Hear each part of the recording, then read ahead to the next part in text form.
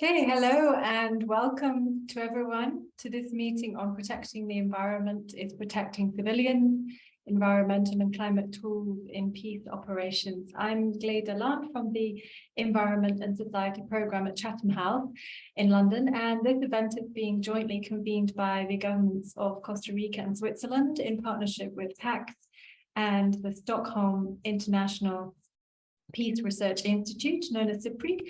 The meeting is being held live and on the record as part of Protection of Civilians Week. As you know, the issues of environmental degradation and climate change have risen up the security agenda. They were debated in the UN Security Council late last year. And for some years now, we've seen UN bodies, NATO, the African Union, the Pentagon in the US, amongst others, grappling with how military and peacekeeping forces can respond and become more proactive in tackling environmental threats. As the background to this discussion mentions, 8 of the 15 most climate vulnerable countries host a UN peacekeeping operation or special political mission. And we know that people in these regions, which include Mali, South Sudan, Syria, and Iraq, DRC, Pakistan, they're all suffering from compound resource stresses, which are made worse by conflict and together have dire effects on the humanitarian conditions.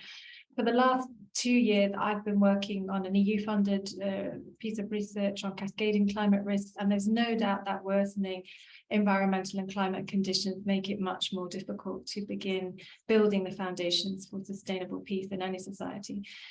So today we're going to discuss how peacekeepers and humanitarians can better engage with such conditions, which are constantly evolving, in a way that protects civilians in the short and the long term, and how we can maybe not reinvent the wheel, but share what we already know, use existing processes, tweak the mechanisms we have to do better and to be more effective. So to do that, we have with us a brilliant lineup of speakers, and to provide us with some opening remarks, we are honored to have with us Minister Maritza, Deputy Permanent Representative of the Mission of Costa Rica to the United Nations. So we will begin with you, Maritza. The floor is yours. Good morning or good afternoon to everyone. Thank you, Gleda, for your kind introduction. It is an honor to be with you during the Protection of Civilians Week to discuss such a critical issue and a timely topic. Nature and the environment are extremely precious, and Costa Rica recognizes just how important it is to prioritize their conservation and their protection. As a country, we have a long-standing history of placing environmental concerns and sustainability at the heart of our political and economic policies for people, for planet, and for peace. Climate change poses an imminent threat to all of us, and it calls for bold and ambitious policies to reverse the damage caused. We must not shy away from our responsibilities to take such necessary action. Costa Rica was honored to be the recipient of the UN Environmental Programs Champion of the Earth Award in 2019 and the Earthshot Prize at COP26 in 2020, which recognized Costa Rica's commitments to protecting the environment and mitigating the effects of climate change. Already more than 95, I would say 98% of Costa Rica energy comes from renewable sources, and we aim to achieve 100% renewable electricity by 2030. Environmental degradation and climate change are intrinsically human rights concerns, and we cannot comprehensively address one without consideration for the other. Costa Rica is proud, alongside one of our hosts, Switzerland, and a small group of member states, to have also co-sponsored the UN Human Rights Council Resolution 48/13, which recognizes that having a clean, healthy, and sustainable environment is a human right for the first time. This is a significant step for those working tirelessly to combat climate change while keeping people, specifically civilians, at the forefront. As my colleague Ambassador Catalina de Vandas said in Geneva, this decision will send a powerful message to communicate around the world struggling with climate hardships that they are not alone. As an international community, we must ensure that communities, particularly civilians living in areas affected by conflict and violence, are not forced to face the impacts of conflict-laden environmental degradation and climate security risks alone. Human rights, including the right to a clean and healthy environment, are central to the protection of civilians and must be a priority in all peace efforts and operations. When we talk about human rights, we cannot just mean rights for a select group of people or groups. Human rights must mean consideration and inclusion for all, including meaningful participation for women and girls in decision-making and implementation. Costa Rica's For All initiative has aimed to make gender equality and human rights integral components of global environmental agreements since it began in 2018. The nexus between gender, conflict, and climate change cannot be ignored. If we are to create solutions to address environmental and climate impacts in conflict settings that effectively include all people, women environmentalists and peace builders must be included meaningfully in any sustainable peace process. In closing, peace operations cannot effectively protect civilians without dealing holistically with the threats they face. Environmental degradation, climate change, and related human rights concerns have direct impacts on people and the sustainability of peace. Therefore, improving and employing tools for protecting the environment must be central to improving capacities for protecting civilians. I'm honored to share this panel alongside so many of you, and I look forward to listening to your statements. I thank you. Thank you so much, Maritza, for those inspirational words and for making the link with human rights, which environmental degradation has such an impact on. So we now will turn to our panel, and we are really delighted to have with us Dr. Florian Krampe, Senior Researcher and Director of Climate Change and the Climate Change and Risk Program at SIPRI, Dr. Catherine-Lune Grayson, Policy Advisor for Policy and Humanitarian Diplomacy Division at the ICRC, Zwijnenburg, Conflict and Environment Project Leader from CAC, and Jimmy Okumu, Civil Affairs Officer from the United Nations Mission to South Sudan. So welcome all. I'd like to remind you that the meeting is on the record, and you may write, anyone attending may write their question in the Q&A box at any time, and we'll turn to these hopefully during the Q&A session when our panel has completed their intervention. So let's begin with you, Florian. Perhaps you can set the stage for us, given your excellent report on the issue from late last year. Yeah, thank you so much, Clara, and thank you also from our side at SIPRI for having the pleasure of co-hosting this event together with Costa Rica, Switzerland, and PAX. I think it's great to see these alliances forming, and especially I think this is a very timely moment to bring this topic to the POC week in New York. It is an important issue, but I think this specific angle is one that hasn't been put center stage. So we are really happy to be part of this. I apologize in advance for my voice. I'm just coming from the Stockholm Forum on Peace and Development, where we hosted around 350 practitioners and colleagues in the field of peace and security or peace and development, and actually discussing exactly this issue. From a human security crisis towards an environment of peace. We launched a major report, and I will actually, if I may, take that as a pickup or as a starting point for my interventions here. A report that was written over the last 2 years with a research team of over 30 researchers, putting together really the state of the art on environment and peace. What do we know and what are the challenges and how do we move forward? So I encourage you to have a look at the report. Try to share it later in the chat if possible. But I think the key message, and that came already, was very clear in the introductory remarks by the permanent representative, that peace and environment are inextricably linked. And it is not because we want that to do, but because they are.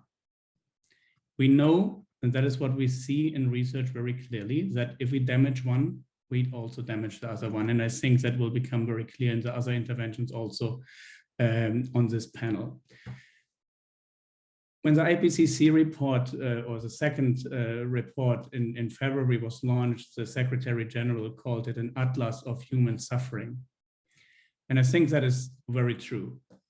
But I think specifically in the area that we are interested in and that we are looking at more on the context of fragile and conflict affected countries in specific, or very specifically, we see that it is not only climate change and the broader environmental crisis and that is going on, which is part of this atlas of human suffering, but we see this double burden. Societies that are both affected by decades of conflict and underdevelopment and by increasing environmental security challenges. So what we see and what we learn from that is that people are at the center of that. And I think that is a very important part, and that is very important for our work that we are doing at the Stockholm International Peace Research Institute. The human security element is front and center. So the report, Environment of Peace, is arguing that we are in this space where we have two major crises that are interlinking, that are throwing us into a new era of risk. But I want to focus now specifically on some of the context of peace operations, and some of the numbers were already mentioned. Our work from February last year showed that 6 of the 10 largest UN peace operations are in areas highly exposed to climate change. And if you break that down to the personnel that the UN deploys, it is 80% of all deployed personnel. For me, there is no question that the Security Council and other UN bodies, especially those that are mandating and supporting these type of missions, have a specific role and responsibility. But we see also that we still need more research. From the research that we have done and in various reports, we see that climate change and environmental degradation link to the work of peace operations and peace building in 3 specific ways. There's on the one hand, and let's just say 2 of them are relatively uncontroversial, and the third one we are still having a struggle in making happen more. The first one, where a large agreement is the footprint of peace operations. Be it the military impact, imagine a military base in Mali, where groundwater is drilled for to provide water to the military or to the peacekeeping force.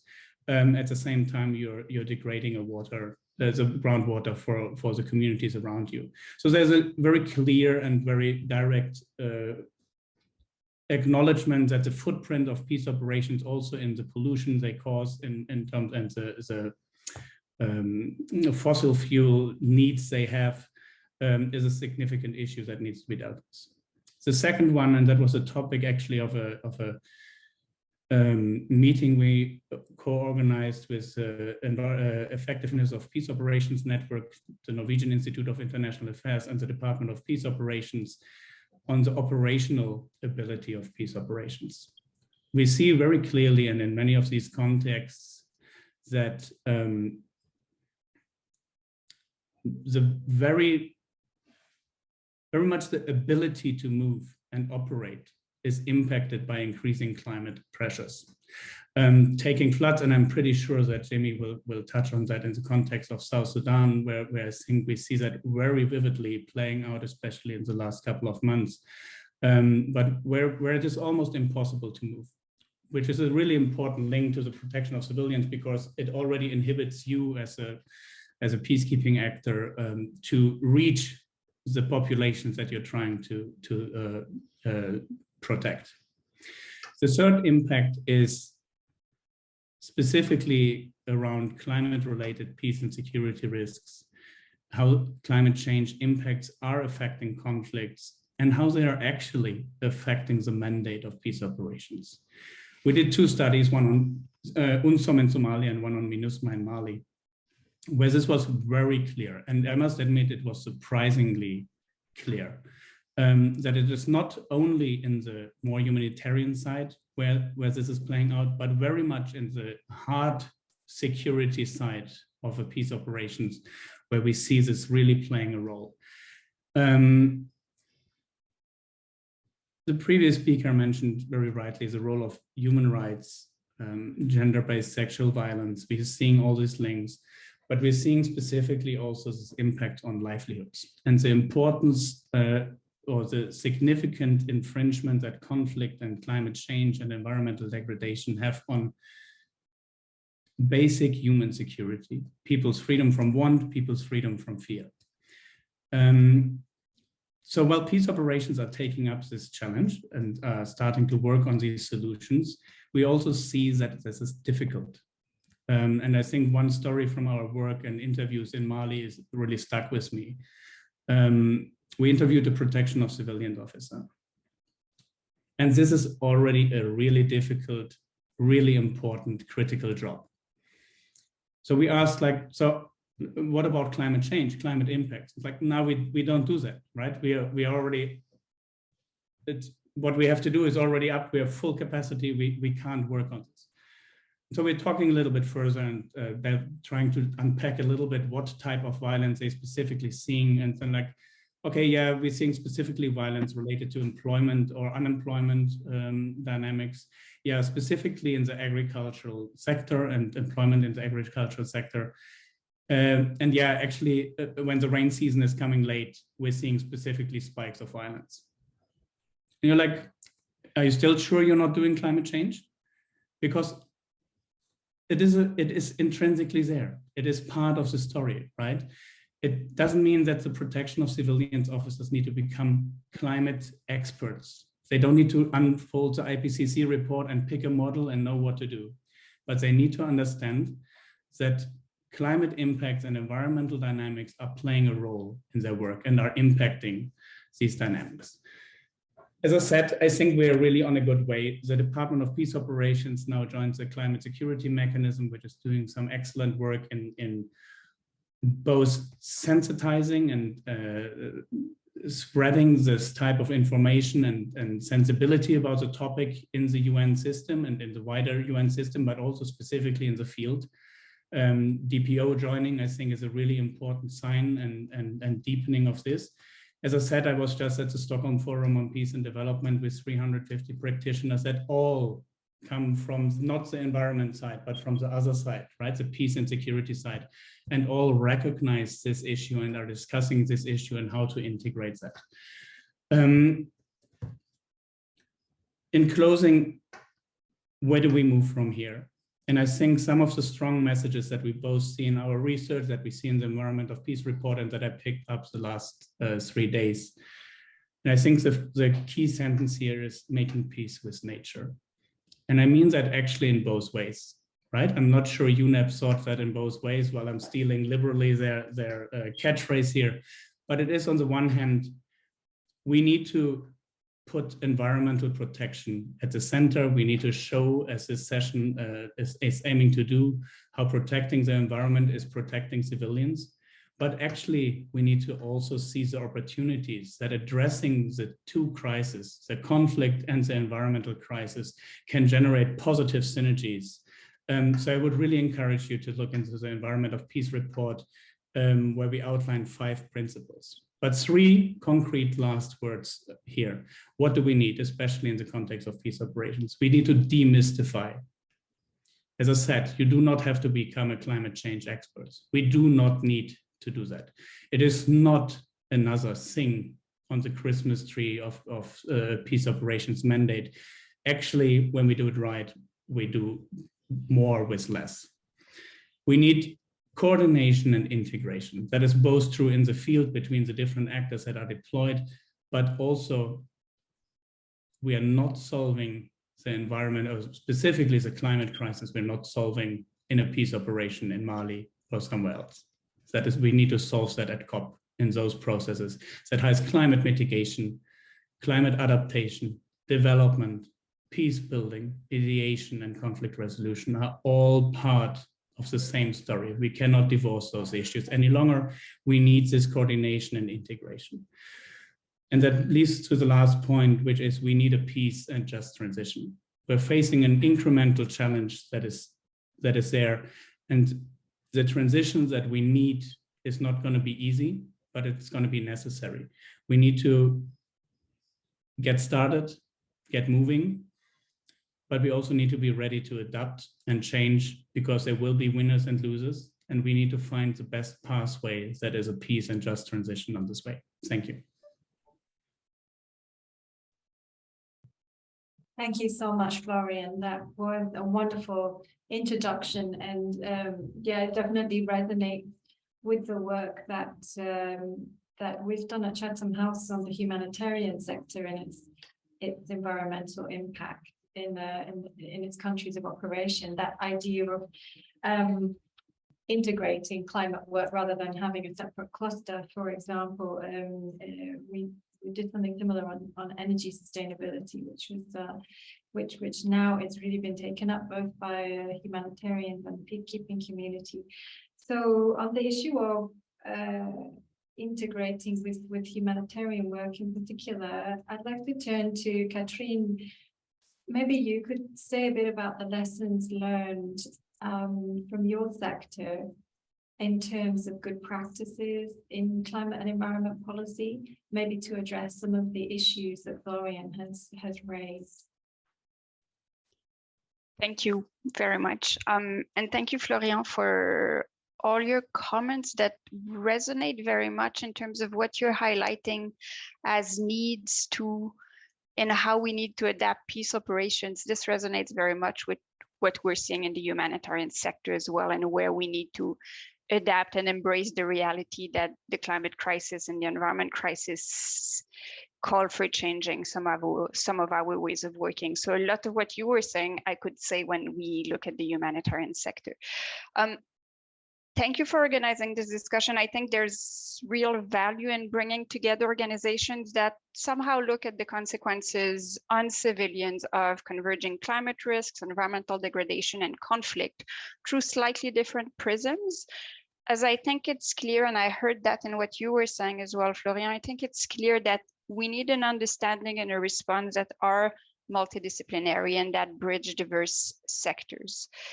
In the next few minutes, I'd like to reflect on a few points through a humanitarian lens. First, let me clarify why the convergence of climate and environmental risks and armed conflict matter for an organization such as the ICRC, which is a humanitarian organization that works to alleviate the suffering of communities that are enduring conflict and violence. This is very much because of what is referred to in the concept note that I hope you've all read, that speaks of compounding threats to civilians. We work as a humanitarian organization to help people cope with these threats. And what we see in most of the places where we work is that growing climate risks and environmental degradation are making people's lives increasingly difficult. And therefore, we have to take these into account. People whose lives are already profoundly impacted by conflict and by instability are exposed to more stress and more shocks. In speaking, Florian said, I'm looking into my notes, sorry, peace and the environment are intrinsically linked. I'd add there people's well-being and their environment are too, and this is very much what we are seeing in places where we work.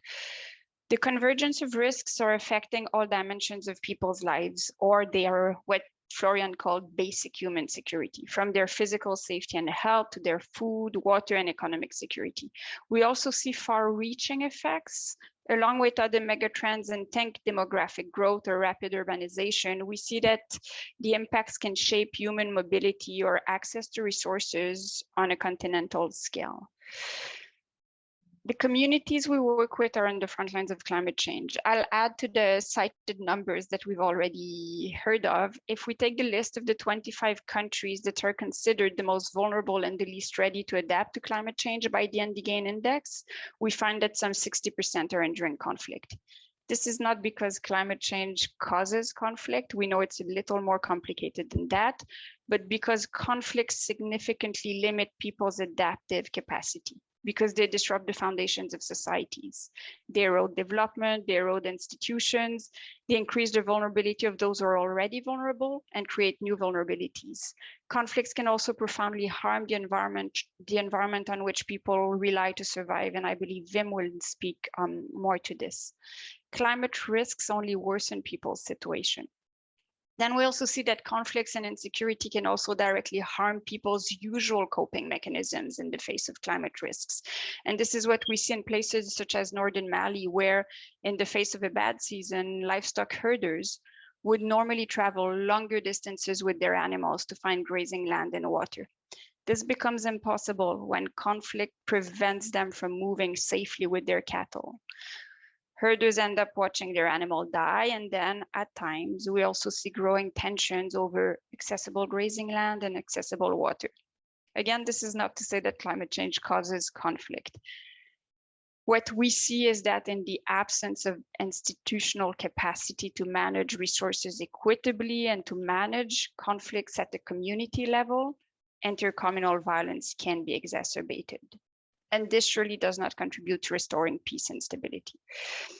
So what does this mean for us as a humanitarian actor?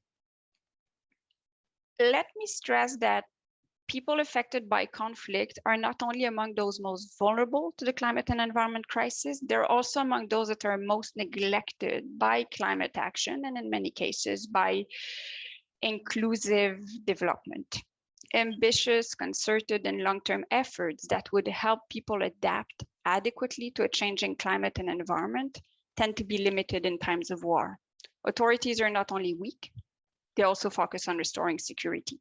And comprehensive development and climate efforts tend to be deterred by insecurity and instability. In the absence of adequate institutional support, people try finding ways to cope by adapting their ways of life, changing or diversifying their livelihoods. But livelihood options for people are few, and this is particularly true when insecurity reigns and development is limited. Ultimately, we see some people moving away from their homes. If we look at climate finance flows, which are good indicators of the strength of climate action, we see that the more unstable a country is, the less support it is likely to receive. And inside countries in conflict, when climate finance is provided, it often excludes conflict-affected locations, particularly when these territories are not under the control of a state. This leaves millions of people out of the equation. Waiting for conflict or fragility cannot be an option, as these are often long-lasting. Waiting for conflict and fragility to be over cannot be an option. We know that these are often long-lasting. So coming to your question, what do we do about this? I'll focus on two elements. How are we adapting our own humanitarian response to better support people, and how we are working to bring others on board, because this is a critical part of the response. With regards to our own humanitarian response, I think we've come to accept that there has to be greater efforts to make people more resilient to shocks and less exposed to risks, and we're working towards that. This calls for shifting the balance between reactive approaches that are very typical of the humanitarian sector and preventive approaches that have not always been at the core of humanitarian action. What we see is that once people, systems, their environment are hit and have experienced major losses, recovery is harder. And this is particularly true in situations of conflict when institutions are weak. This entails being able to shift that balance, and there we're very much speaking along the lines of strengthening the resilience of communities, facilitating their adaptation to a changing climate, reducing risks. For this to happen, we need to keep developing our understanding of short and longer term risks, and we need to reinforce our capacity to develop programs addressing these risks. Progress is happening. We still need to reinforce those types of approaches in the humanitarian sector. With regards to reducing risks, it's also important to note that promoting the implementation of the provisions of international humanitarian law that protect the environment is key. Greater respect for these rules can limit environmental degradation, which in turn can reduce the risks that communities are exposed to as a result of climate change. Second, it's clear that we must work together across the humanitarian sector and far beyond to strengthen comprehensive, conflict-sensitive climate action and development that supports people that are already coping with situations of conflict and violence. On this front, I'd like to highlight two things. First, the Climate and Environment Charter for Humanitarian Organizations that aims to guide humanitarian organizations in stepping up and improving their humanitarian action to address the climate and environmental crisis and to reduce the damage that we might cause to the environment through our operations. I hope you've all heard about it. It's the result of a collective effort across the sector that was co-led by the ICRC and the International Federation of the Red Cross and Red Crescent Societies. Since it was opened for adoption a year ago, over 235 humanitarian organizations have joined, from local NGOs in over 80 countries to international organizations to national Red Cross, Red Crescent societies, UN agencies, NGO consortiums. And 6 states have joined as supporters, and notably Switzerland, who's co-organizing this discussion. This support, we think, reflects that the humanitarian sector collectively recognizes that it has a role to play when it comes to helping people cope with growing climate and environmental risks, and that it also recognizes that it needs to accelerate its work in that regard. But let me stress that humanitarian actors cannot provide adequate responses alone. We hold a small piece of the puzzle. In an ideal world, combined humanitarian development and peace efforts in any given location would result in a comprehensive response that meets the immediate and the long-term needs of individuals, communities, and societies, and strengthen their resilience through individualized, systemic, and structural measures, while also addressing long-term instability and fragility. In practice, what we see is that the limited tolerance for risks of development actors and donors often prevents them from fully engaging in areas that are the most affected by armed conflict. In a number of these locations, we will see peace actors and we will see humanitarian actors with a much weaker representation of development actors in the places that are the most unstable. So we've been working to mobilize key actors beyond the humanitarian sector. We're notably co-convening with the World Bank, an informal group that brings together regional development banks, humanitarian actors, and researchers to explore how can we strengthen climate action in conflict settings. This requires developing a shared analysis, exploring practices that are effective in highly challenging environments, and addressing obstacles to climate finance in conflict settings. We all know that ensuring complementarity in our action, addressing risk aversity and silos are an important part of the equation, and so is a context-specific response that builds on local knowledge and capacity. And yes, this is complicated, but I think we'll all agree that complexity is absolutely no excuse for inaction. I want to close by reiterating what I was just highlighting. No organization or no sector can achieve this by itself and ensure an adequate protection of civilians in the face of growing risks, and particularly in unstable environments.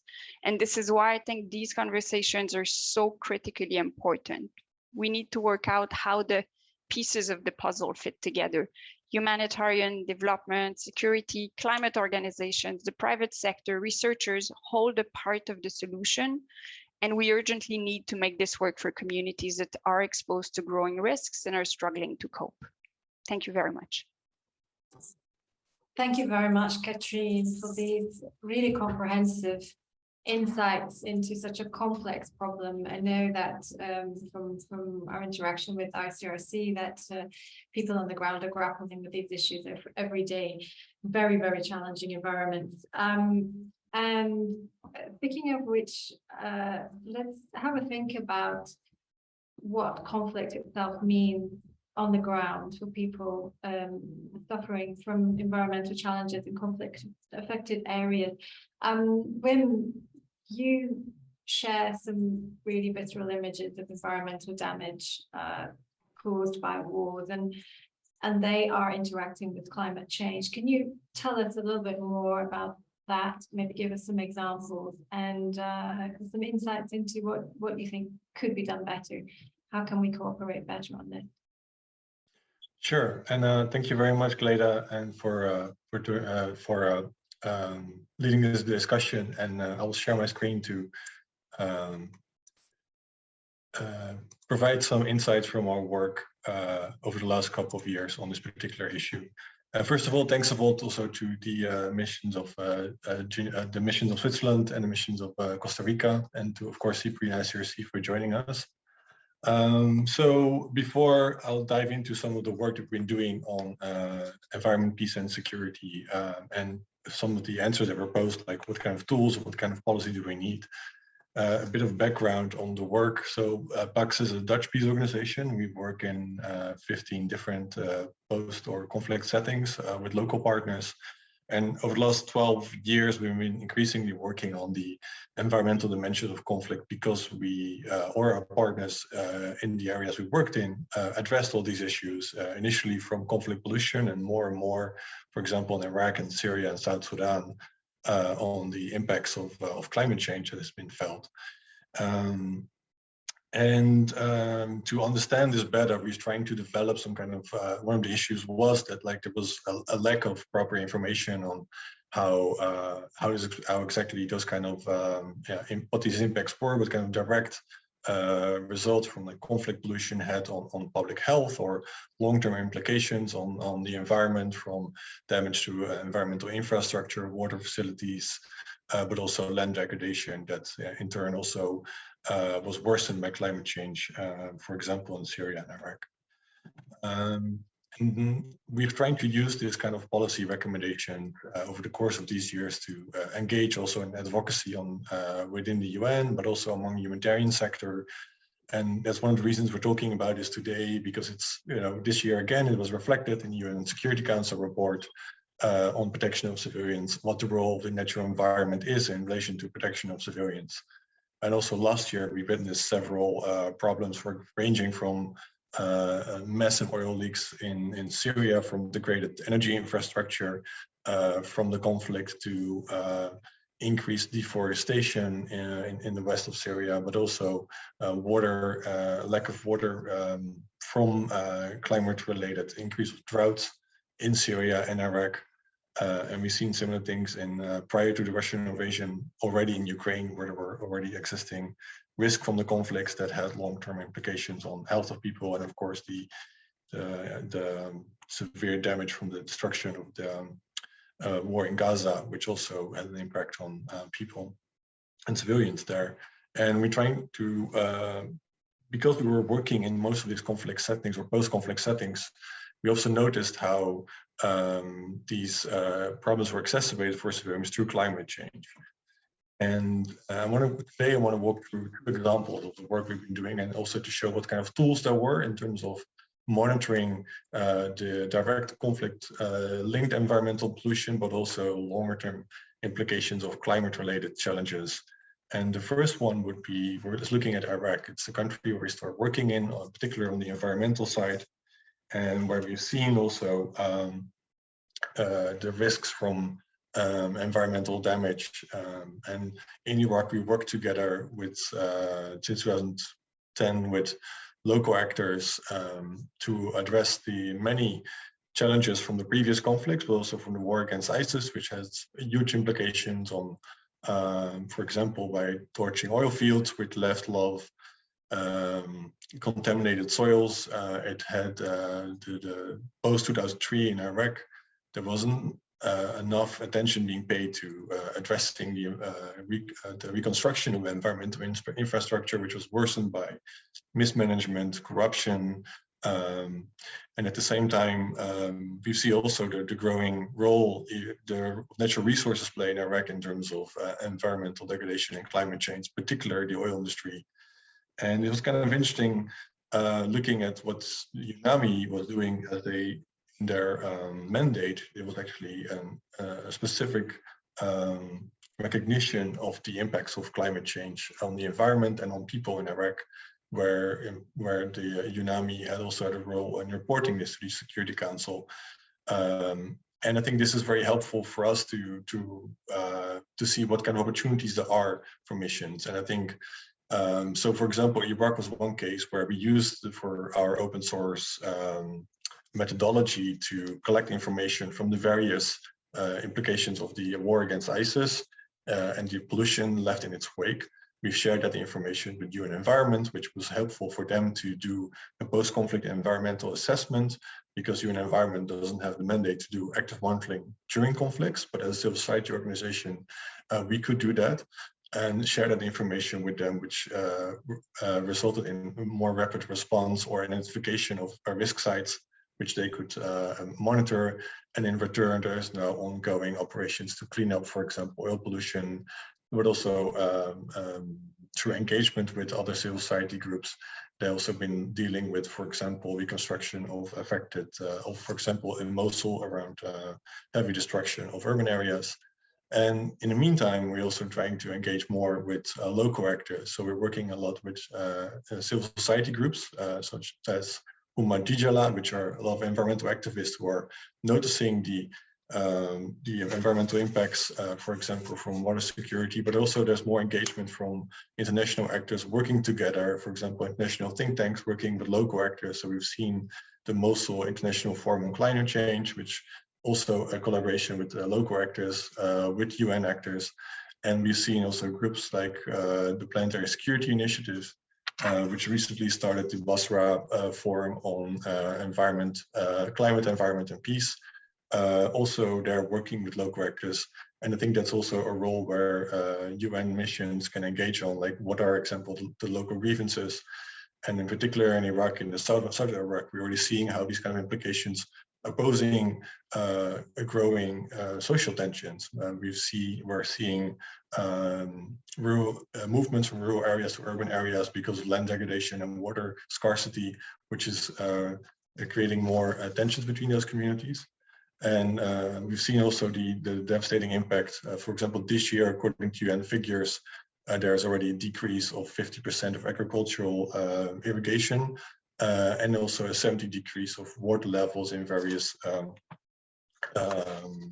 water reservoir. This is one aspect where we, the civil society group, with tools such as remote sensing and open source and data collection in collaboration with local partners, trying to monitor this. So last year we looked at various data, looking at various water reservoirs to look at the decrease of water influx, and it can be a tool for demonstrating the need to address lack of rainfall, how it impacts the maintenance of water bodies, irrigation, and the longer term implications on rural communities and also on the country itself. So I think this was one of the essential lessons, is like collection of data, sharing of data with relevant actors, and collaboration with local groups, and highlighting those concerns are key. And that kind of reporting is also through UN missions is very essential for the broader discussion between environment, climate, and peace. A second example, the speaker after me will address this as well probably, but we look at specific impact of on looking at mitigation and protection and the UN mission in South Sudan, where there's been an increase of flooding and the impact of flooding.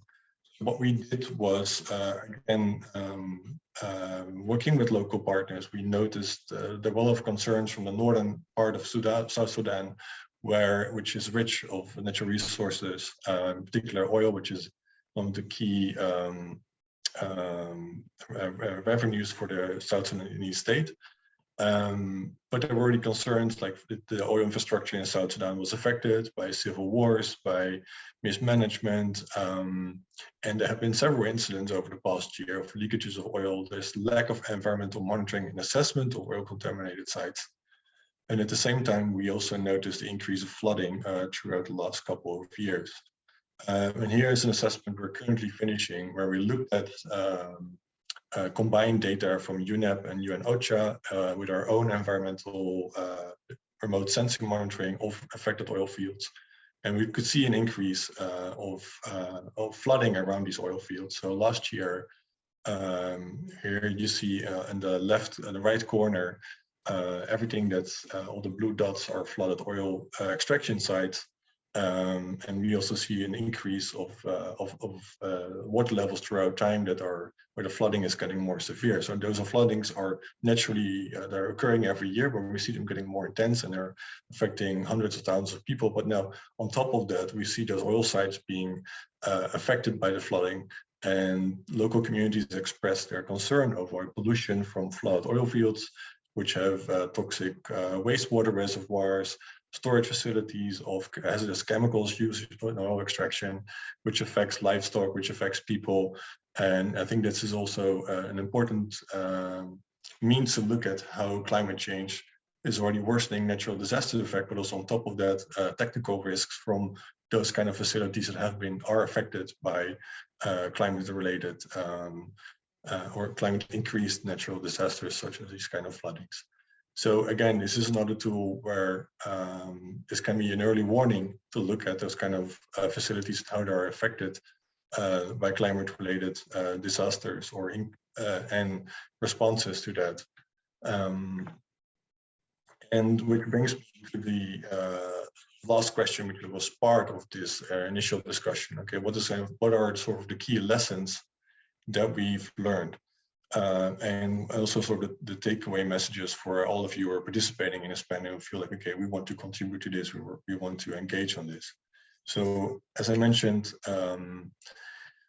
it's key to have those kind of climate and environmental issues included in UN mandates, because in particular in peacekeeping operations and other supporting missions from UN organizations, I think also what's highlighted in the SIPRI report is we cannot see the environment as sort of a luxury thing that's part of sort of an afterthought we should include in peacekeeping, because an environmental degradation, either caused by conflict or increasingly by climate change, does have an impact on livelihoods. It does have an impact on communities which are struggling with either direct pollution, with degraded infrastructure from conflict worsened by climate change. One of the case studies I didn't include because there is currently no UN mission there, but we've seen in Syria how the conflict and climate change have such huge compounding effects on communities, in particular in the Northeast. Earlier this week, probably you've seen the increase of sandstorms in Iraq. We've seen those kind of sandstorms originating from the center and the east of Syria, where land degradation partly linked with climate, with the conflict, because there is a struggle from farmers to get access to water and proper infrastructure to maintain the fields, creating more soil suspension. And even though those kind of sandstorms are natural or yearly occurring, they're getting worse. And that's a good example where, where we've seen this transboundary impacts of climate change. But again, there's no mission there. But I think having the information, having the problem clear, and knowing what to respond to it is essential for, I think, for operations to focus on for those missions who are actively working in those kind of areas, and it helps them also to respond better. So having that mandate, having the financial means through that mandate, so it means also financial mandates through the Fifth Committee. It means having the support in the advisory committee on administrative and budgetary questions, like having a discussion there that strengthens this kind of mission is key. So secondly, like I mentioned, the data collection and sharing is very essential for responding to and building policies around that. That also means that like the reporting mechanisms from the missions to the Security Council could be boosted with environmental advisors who are part of the mission, and those advisors also engage with all relevant actors, including local groups. And that also brings me to the last point, like to consult and coordinate with local civil society groups, with experts, and with various humanitarian organizations, and but also with industry in affected areas or in areas where the missions are operating, because it gives so much more depth and perspective to the problem. It also strengthens the accountability mechanisms where UN missions can also engage with responsible actors on the environmental degradation or the lack of addressing the environmental degradation, and also more importantly, I think, and again, and I stress it again, like engagement with local civil society group and actors is really essential in getting a clear understanding of what's happening on the ground, and provide also an opportunity for local groups to engage with the government through UN missions. And I think, lastly, we've been working, trying to bridge those kind of different problems around conflict pollution, environmental degradation, through, for example, ARIA formula meetings in the UN Security Council. We've seen now high-level debates on these specific issues. We've seen what we need is a more holistic approach, where it's where those kind of let me step back. Like what we see is like those kind of debates are still being treated separately. So we're trying to engage, for example, within the UN Environment Assembly on these kind of issues, but states there often don't know what the issue is. They refer this back to the UN Security Council. When we're trying to address this in the UN Security Council, we get referred back to UN Environmental Assembly, and because it's seen as an environmental issue. But I think what this with this debate here, we on the environment, peace, and security agenda, we clearly do see those are interlinkages, and we cannot have the luxury anymore to treat those kind of things as separate things, but bring them more together in a more uniform approach. And I think what we hope to achieve with this meeting today, again, is to make those linkages more clear, to show there are tools, there are methods to monitor that, to identify that, there are ideas, innovative ideas around policies, and there are a lot of actors who to engage with, including those participating today. And yeah, I hope this will also bring, this will provide the next stepping stone for states to engage on this and support the work that all of us are doing here. So I'll leave it at that. Thank you. Thank you very much, Brim, and thank you for making the case for pooling more of this data and using it better, because you know, some amazing illustrations you've shared with us there. And thanks also for pointing out the importance of civil society consultation, because many of those organizations are the most knowledgeable, and they're actually working on remediation of nature and soil and ground. So we turn to our final panelist, Jimmy. You are working on the ground in South Sudan, which Rim has just shown us pictures of, and it's suffering from worsening floods and droughts. So could you share some of the lessons learned from the mission's perspective? Good morning and good afternoon for people who are living in different continents. This afternoon for us here. Thanks for inviting me to participate in this panel.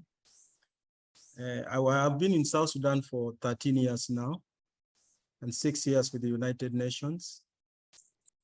So I will speak from the mission perspective, but also I would offer my professional opinion on what I'm experiencing in terms of programming. And thank you very much, Dr. Florian, for such encouragement that we don't need to be experts in climate change. I'm not an expert in climate change. I'm coming from peace building practitioner background. And my sharing and my experience is not based on any research. It's based on my practical field experience and engagement with the community on a daily basis. I would just remind the participants and our colleagues, the panel, that what has happened in South Sudan is a bit unfortunate, in the sense that South Sudan was just trying to emerge from a horrific conflict. And then with the global pandemic of COVID, and we are seeing unprecedented impact of climate-related risk and disaster, that is the flooding. I think some of you could have known that UN mission in South Sudan said that this has been the worst experience of climate change-related disaster in terms of flooding for over 60 years. And the impact of this may be very difficult to mitigate. So that gives you the background in which the mission operates. The mission is operating from a minimum recovering of experience from conflict setting. And here comes a situation of pandemic and also COVID. That is a great challenge for the mission and a great challenge for both peace actors, humanitarians, and development agencies. Based on that context, I would just want to start from my personal experience, because I'm talking to you from Upper Nile, where Ms. Awim showed a very nice picture of how the oil impact is affecting the community. One of the worst experience that we have seen ever is the flooding that has led to massive displacement of population all over South Sudan, and particularly in Upper Nile. And when I talk of displacement of population, I would like to bring to your attention the context. We are operating in a conflict setting environment, whereby for those of you, I think some of you might have even been maybe in South Sudan more than myself. We have seen that the conflict of 2013 has eroded social cohesion, has created mistrust, has polarized community, and has widened gap between community. Communities who used to live together, who used to accept each other in terms of pandemic, they seem to be very far from that traditional experience. So when I'm talking of displacement of population, it is within the context of this mistrust. Last year, up till this year, we have seen people leaving their communities, a particular group of community, leaving their ethnic boundaries because of the challenges of the flooding and settling onto other people's territory.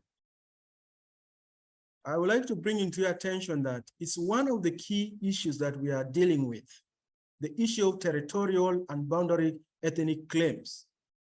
Now with this flooding, with this conflict that is arising, there's little acceptance by communities of one group to another.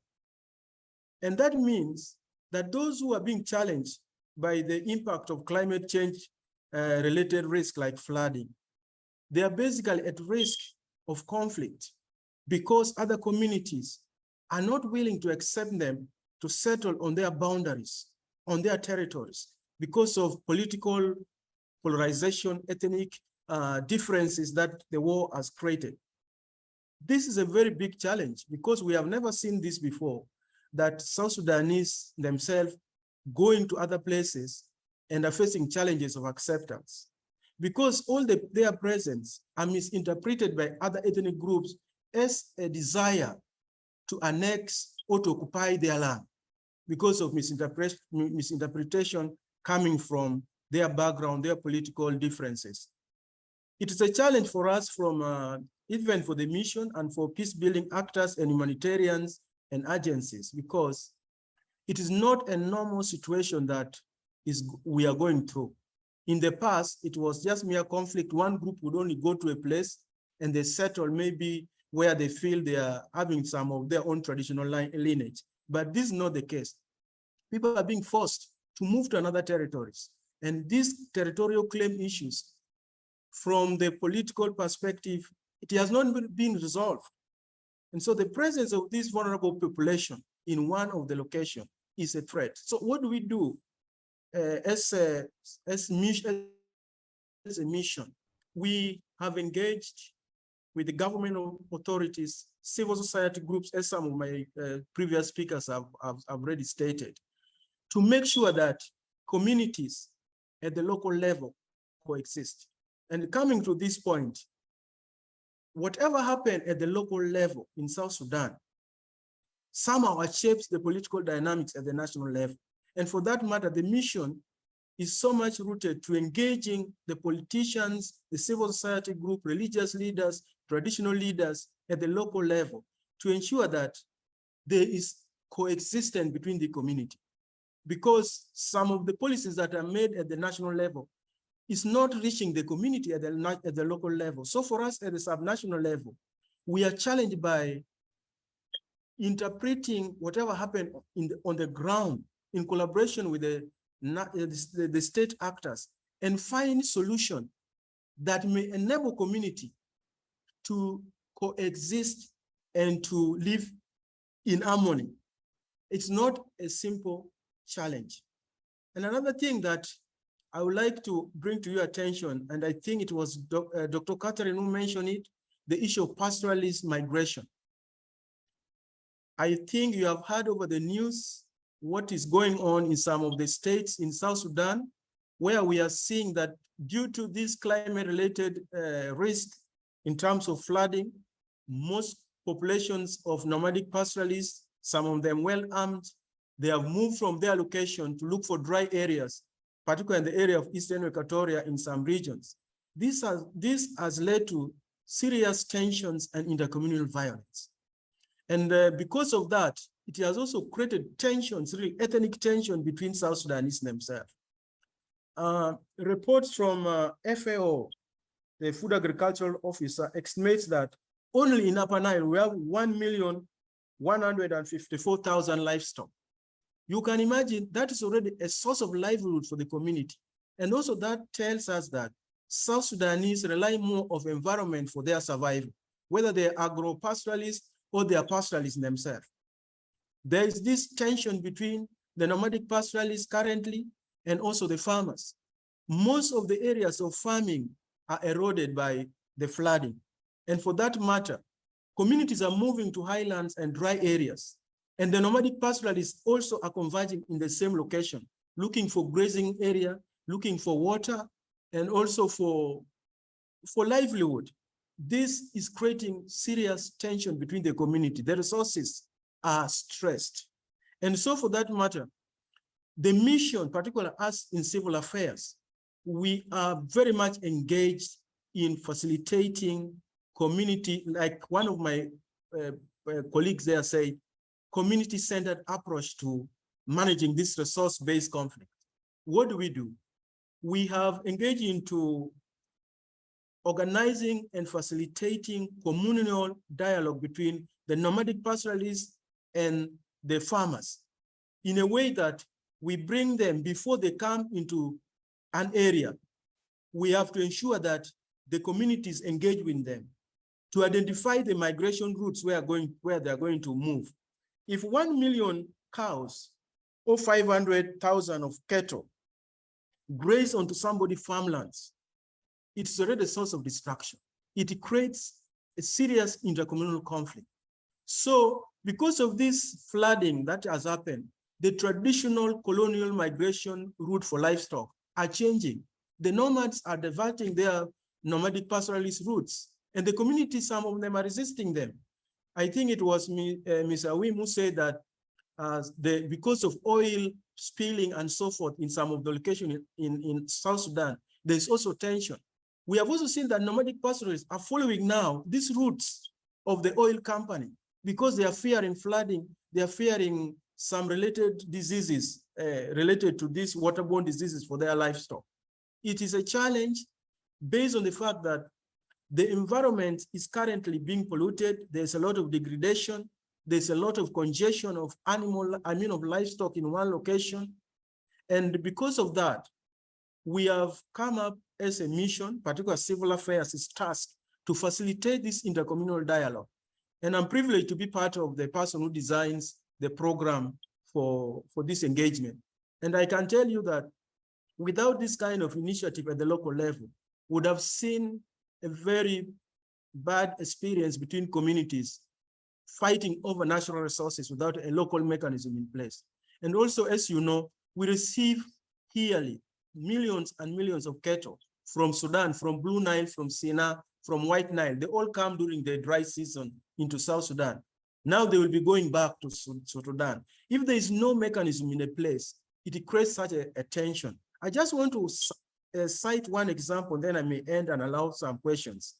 This mechanism that we have created in place has created a sense of concern between the host communities and these nomadic pastoralists. And one of the things I was so pleased and I took it as an impact is that they're also now getting concerned in a way that they would like to have their own mechanism to support environment, where they come up and sign local agreements saying there should be no burning. In a simple language, there should be no burning of forests. There should not be overgrazing in an area. This is to avoid environmental degradation.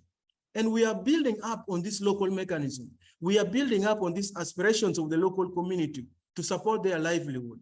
So as to conclude, I would not repeat what most of my colleagues say. There's really a challenge for all of us, where humanitarians, peace actors, the missions, that in this kind of environment, we cannot operate alone. We need cooperation. We need expertise. Us from the peace building background, we are helping a lot of humanitarians to provide conflict-sensitive programming kind of advice to our humanitarian partners. And there's good collaboration here in the mission, particularly because of some of the analysis that we are providing to some of the humanitarians and some other actors to engage with the community on some developmental issues. So it is a time where I think the climate change challenge is also going to bridge a gap of operating separately. That is my opinion. It's the best opportunity for us to engage together, to share experiences, and to open up partnership to all of us, and to do something if we have the capacity, not just at a theoretical level, but really to transform the life of communities, particularly for us here, where people are trying to recover from the conflict that affected them, from the pandemic, now to serious displacement due to flooding. Anything that each one of us can do at the local level, at subnational level, at national level, at international level, to change some of the challenges that this vulnerable population are facing due to climate change, I think it's our contribution that we can make to the world. Thank you very much. Thank you so much, Jimmy. That was very powerful. And thank you for sharing this example, this wonderful example of communal dialogue that you're pursuing in South Sudan. I hope that we learn more about that as it progresses. We are going to open up to questions in just a moment, so please feel free to put those into the chat if you have any. And but first we will have a couple of responses from the representatives. Mr. Adrian Houri, Deputy Permanent Representative of the Mission of Switzerland to the UN. Switzerland are co-sponsoring this meeting. Please, the floor is yours. Thank you so much, Glada, and all the speakers, Excellencies, colleagues. I'm very grateful to take the floor quickly on behalf of Switzerland as a co-host of this side event. I really thank the organizers for their efforts and all the panelists for their very succinct remarks and for making yourselves available today. Environmental degradation and climate change can be both among the root causes, as we heard, of a conflict, but environmental degradation can also be a consequence of conflict. So when climate-induced disasters will cost lives and limbs and cause extensive destruction of infrastructure and livelihoods, and the consequences, as we've seen and heard today, also are manifold. So a result can be cross-border or internal displacement. And coupled with other factors, this can in turn lead to tensions which can ultimately erupt in violent and armed conflict. It was mentioned in the previous presentations that data collection is important. So a case in point of what I just described is the recent research by the International Crisis Group, which shows how consecutive historic flooding along the White Nile has resulted in wide-scale displacement and has contributed to ongoing violence in South Sudan's Equatoria region. Climate change and environmental degradation, but only do not threaten the safety and security of affected communities, they also endanger the effectiveness and the long-term impact of peace operations. And in this regard, I would just like to emphasize the following 3 points. First, it is important to recognize that climate change does not cause violence in its own right or in a linear fashion. Instead, the impacts of climate change intersect with existing local, social, political, and economic tensions, and with, of course, pre-existing vulnerabilities and socio-ecological systems. The impacts are often greatest where violations of human rights and IHL, fragility and conflict have already weakened coping mechanisms of authorities and of affected populations. The second point here will be to reflect the adverse effects of climate change and environmental degradation on violence and conflict. Peace operations must assess the risks of climate change already in the planning phase as part of their broader preventive work. That should not be a separate issue from their core mandates. And I think a comment was made earlier on the Christmas trees. We therefore particularly welcome the work of the Climate Security Mechanism to help the UN system address climate-related security risks more systematically and devise prevention and management strategies. The third point, UN missions need comprehensive political analysis that treats climate-related factors as part of a broader array of threats to peace and security. We should also draw on the expertise of regional organizations like the AU, or as well as of experiences of affected population, academia, and civil society. So this first-hand information from the ground is key to understanding and to making these analyses.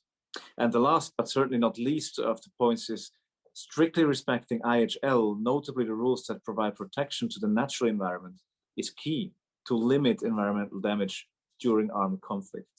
So in 2020, the International Committee of the Red Cross updated its guidelines on the protection of the natural environment in armed conflict, as we just heard in the presentation.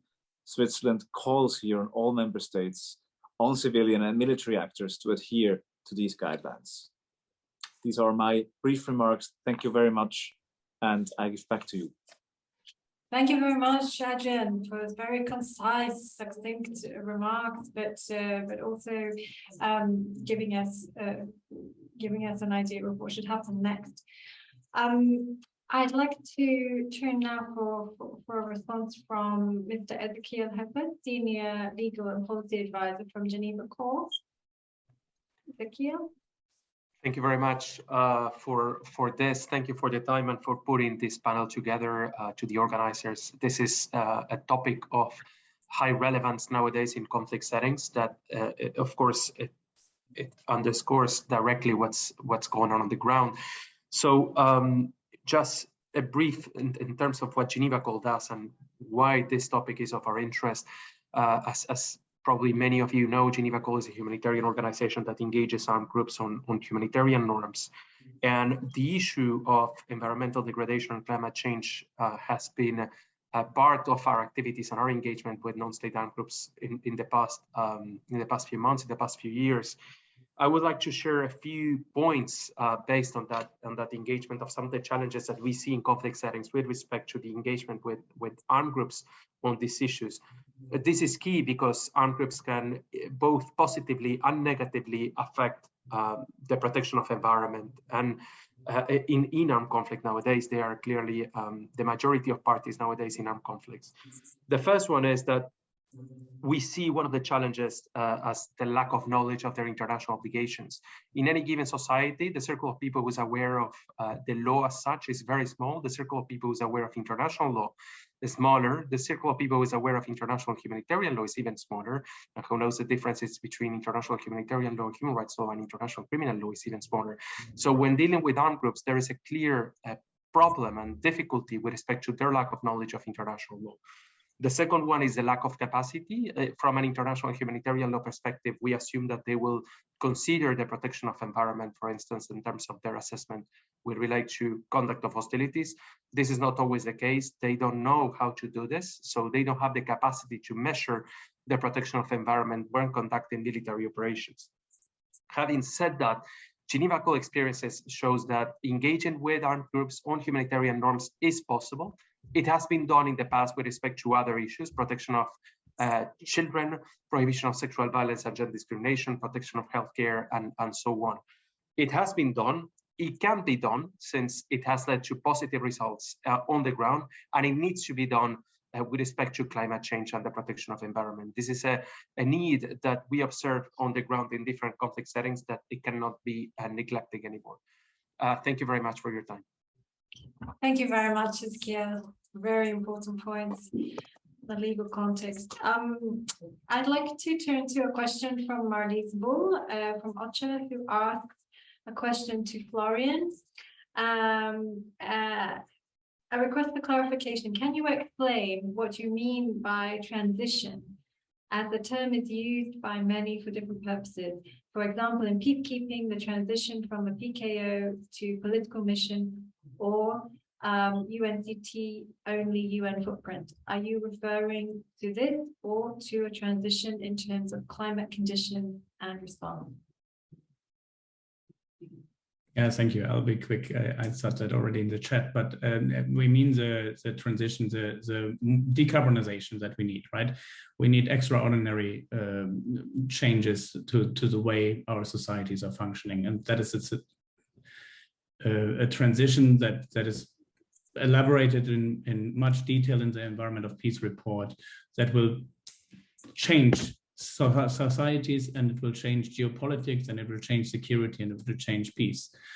So what are the risks? What are the opportunities? How can we make this transition that we urgently need as peace and justice? What we mean. Thank you, Florian. I have a couple of questions here, which I will read out and see who wants to answer them.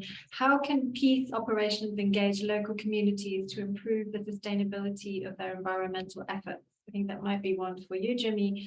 And what are some opportunities for better protection of the environment as the UN moves from large multidimensional peacekeeping operations towards smaller missions such as FPM? So let's start with you, Jimmy. How can peace operations engage local communities to improve environmental sustainability? Thank you very much for the question. For us in peace operation, our programming is informed by conflict analysis at the subnational level. And because we deal with the actors who have the knowledge and people who have been on the ground for long, it is not by taking over their initiative, but by creating an environment to engage with them for building their capacity. Because the mission is not going to be forever. So it's important that the mission engages with local actors and support them in coming up with a mechanism that may help them to sustain their environment. For example, for us, we are very much currently undertaking training local communities on early warning and early response, because conflict does not happen in a vacuum. There's always something. And even this flooding, the local community can know which group of populations are moving to which locations. So this is important for them to own a process of this big challenge that the world is struggling with, that the mission is not taking over, but we are empowering them.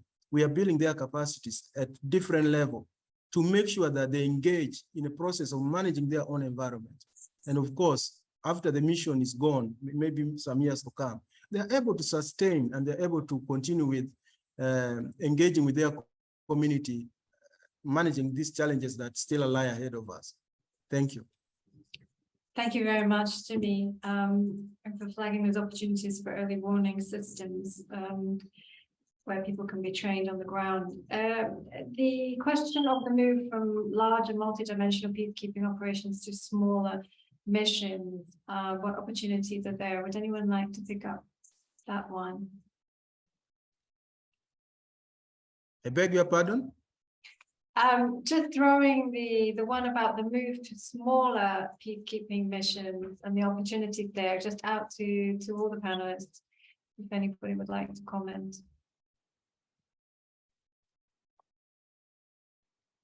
Nothing on that one. Okay, there's another one here. Are there existing good practices, cases of local sustainability partnerships between civil society and peace operations? Maybe Wim would like to say a bit about that. I'm thinking of some. While Wim has to think about that. Yeah, because it's fairly new in that sense. So we hoping that, for example, the UNAMI will step up is more engagement with environmental groups, but it's also it's also sort of a chicken egg story, because in particular in conflict affected countries, the priority often is not an environmental issue. So for example, now in Iraq, it's a relatively, over the last couple of years, the security situation has improved. So you see more space for environmental groups to address this kind of issue, also because of the urgency. But I can imagine in other countries, there are still like other competing priorities where environmental issues is often not on the agenda of UN missions. But I think because of the growing impacts, sort of more visible and stronger impacts at the moment we're witnessing in those climate or conflict affected countries where there are missions, that might, it requires some kind of level of organization from civil society groups to engage with missions. So that's why I'm a bit struggling with the question, but I do see this happening. For example, we see our partners in northern Syria. There's really a hunger for information, for having the capacities to do their own data collection so they can engage with local authorities on the environmental degradation they run into. For example, around dealing with solid waste problems that has like health impacts, dealing with land and water degradation, other areas of pollution from the oil industry, because people feel this is impacting their lives and their livelihoods. But but they have to balance this out with other humanitarian problems, or often also with, for example, in the case of Iraq, with repression, because environmental defenders, as we all quite know, are also facing worldwide repression. So it's also a dangerous thing. So that's why the organization of, it's the same in South Sudan, for example. Our partners we work with in South Sudan do face a lot of repression, particularly around the oil industry, because it's such a sensitive subject. So it's really difficult for them to organize themselves and be very critical and vocal around those pollution impacts, because it's so interlinked with power. So that's also, there's also a tension between civil society and international actors, and they can put themselves in harm's way if they are coming out too publicly on this kind of things. But then that's the role of UN missions to do this, but possibly also with on a more quiet level to engage with them and ensure those kind of considerations or concerns are through, for example, through missions are addressed with state actors. It's very useful. Thank you, Ben. Florian. Yeah, no, maybe just to briefly add on that, I think what Wim said is very right. There's one, I mean, there's not a lot of examples out there, right? That is sort of the next stage where we need to get to and get them studied. There's one interesting example, which is almost too cliche, but it shows you maybe the way to go and the way to think. It's in Mali, where a project was implemented on providing water access to the farmer community, but it's not a well that is run on a diesel power pump or something. It's a well that's operated by camels. That means this community needs to operate or coordinate with the Fulani communities, right? You're forcing people that are otherwise in context into an opportunity here to cooperate and have a co-benefit. So as I said, this is almost cliche, but I think it is important to start thinking like that, and give then, I think, people like Jimmy the freedom to use his expertise as a peace builder to come up with these new ways, right? With new opportunities, and really start thinking about them. I mean, I think that is one of the biggest hurdles still, right? They're operating essentially on a one-year mandate, on a one-year budget. And that is even like a year ahead, but you don't have a mandate yet for that year, right? So, I mean, there's so many structural barriers that are inhibiting the action on the ground. Is Jimmy accountable to the mandate, or is he accountable to the people in South Sudan that he's building peace in, right? I think that is something we need to much stronger bring into the picture. And yeah. Yeah, I think flagging this accountability issue and justice comes into so much in terms of the transition to peace as well. I've got two questions here. I'm going to read them out just because we have just 5 minutes, and then each of the panelists, you can make one final short comment either in response to these questions or as a final call to the audience for action.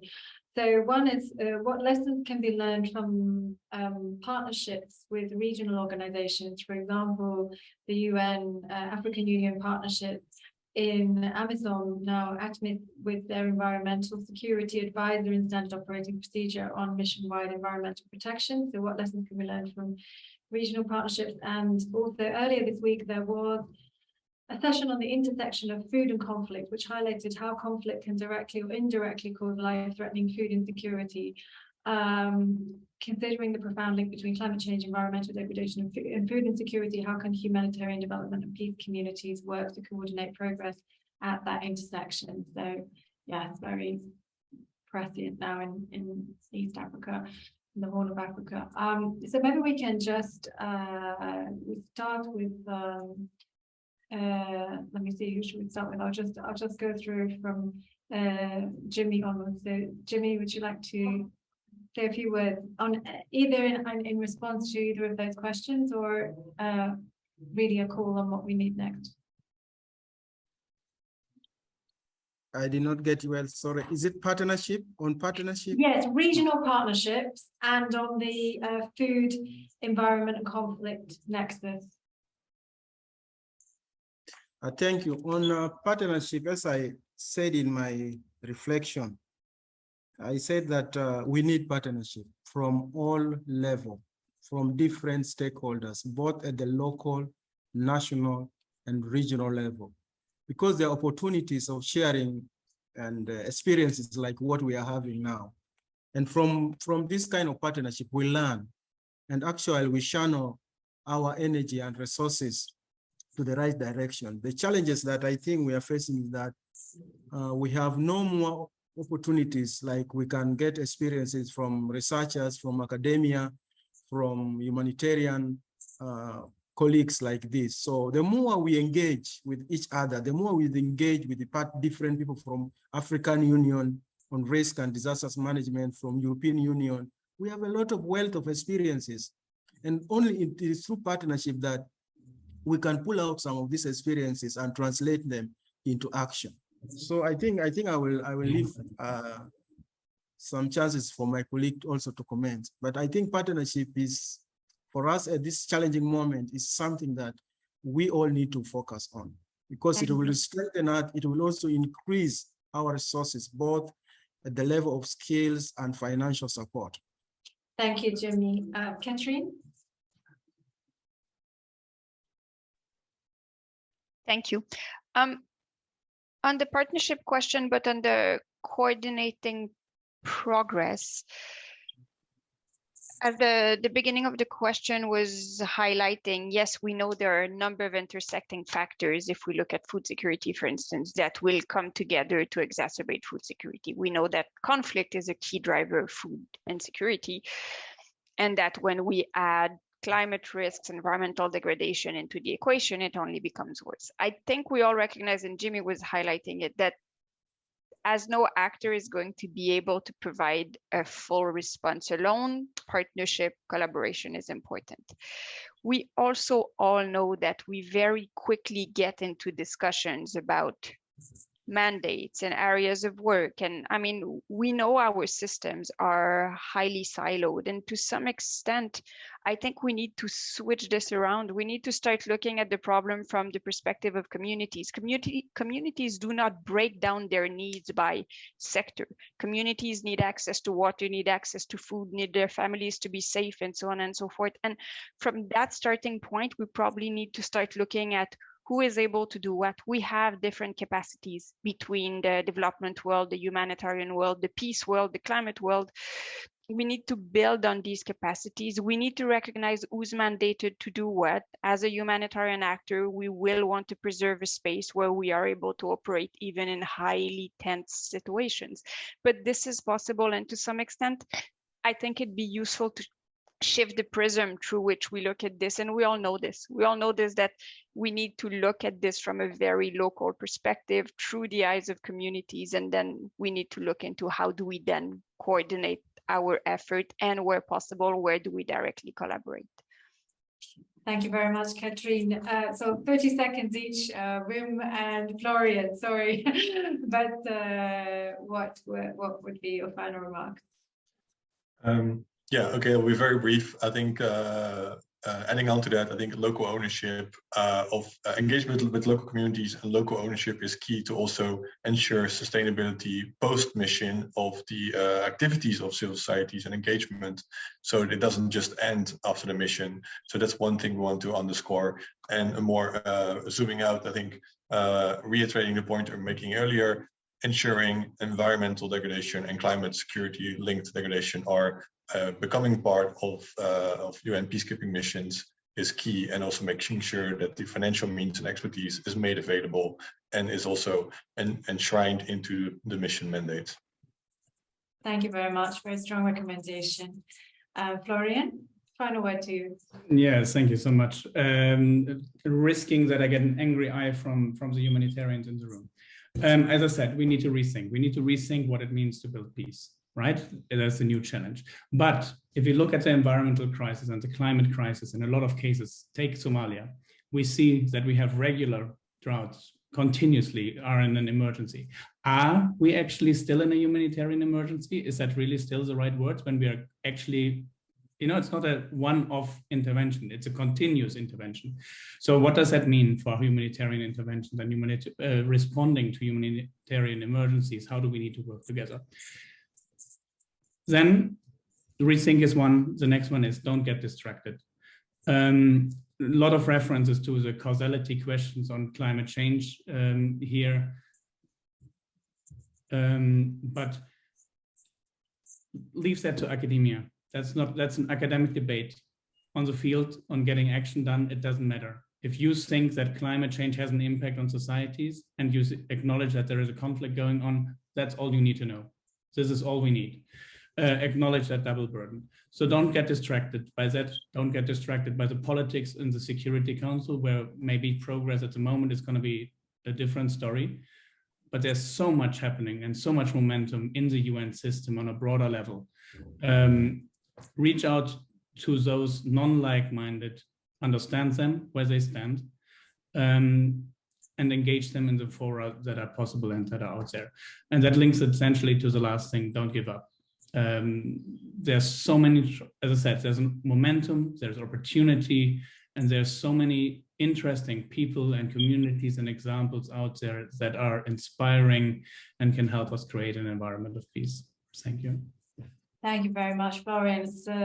It's a positive note to end on, and I'd like to thank our panelists for their rich, thoughtful, and impassioned contributions today. I feel that we have moved this discussion forward significantly, and we will be producing a recording of this event and a summary report that will be sent to all participants. So I hope that this had legs and continued.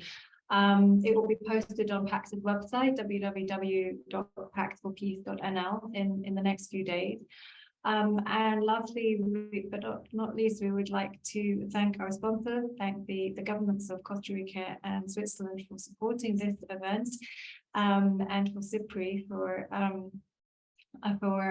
all the wonderful advice and partnership on this.